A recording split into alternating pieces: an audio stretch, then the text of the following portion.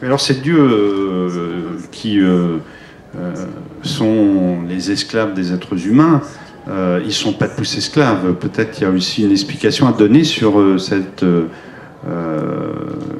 théogonie, cette trilogie de départ, puisque au moment où débute le roman, il y a un dieu triomphant qui est Itampas le lumineux, et qui, à la suite d'une guerre entre les membres de la trilogie, a réduit les deux autres, on a tué un et a réduit l'autre à l'état d'esclave et a fait prisonnier des tas aussi de dieux secondaires.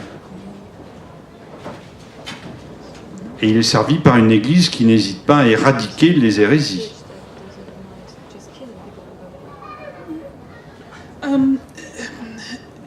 What I was hoping to also explore was theocracy and theology. The gods don't necessarily care what humans do in their name in these stories.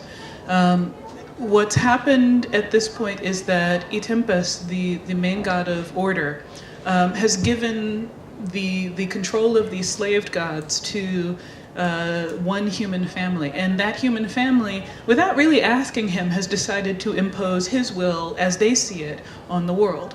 Now, he doesn't particularly care whether they do, what they do, honestly. But their perception of order is everybody being the same. So they've gone out into the world, they've told every other nation, be what we are, join our faith, or we will kill you, or we will smite you with God power. And if people refuse, then they actually have done that. They've inflicted terrible harms on people of this world. They've created whole new plagues. They've destroyed entire cities or entire countries. There's an incident that's described in the book where the goddess of battle is unleashed upon a kingdom to hunt down every single member of a particular race, down to the babies, and kills everybody. Meanwhile, the goddess of wisdom goes out into the world and erases all mention of their history from textbooks and songs, and attributes their accomplishments to other people. So wipes them out so completely that no one even remembers their name. And this is the kind of power that the Arameri can bring to bear. So naturally, they use that power to make the world over in their own image, but they say it's in their God's image.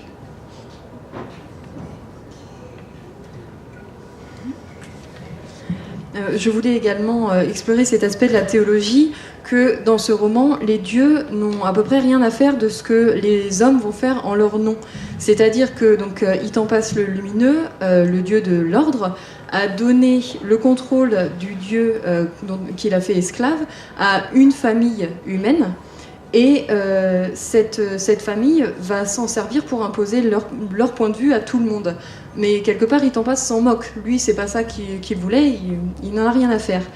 En revanche, pour eux, leur vision de l'ordre, c'est que tout le monde fasse la même chose. Et du coup, ils disent aux autres nations et aux autres familles, vous avez intérêt d'être comme nous, sinon on vous punira.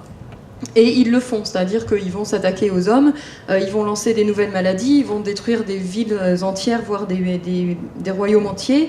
Il y a une anecdote particulière où la déesse de la guerre est jetée, on la lance sur un royaume où elle va tuer tous les êtres humains appartenant à une même race jusqu'au bébé.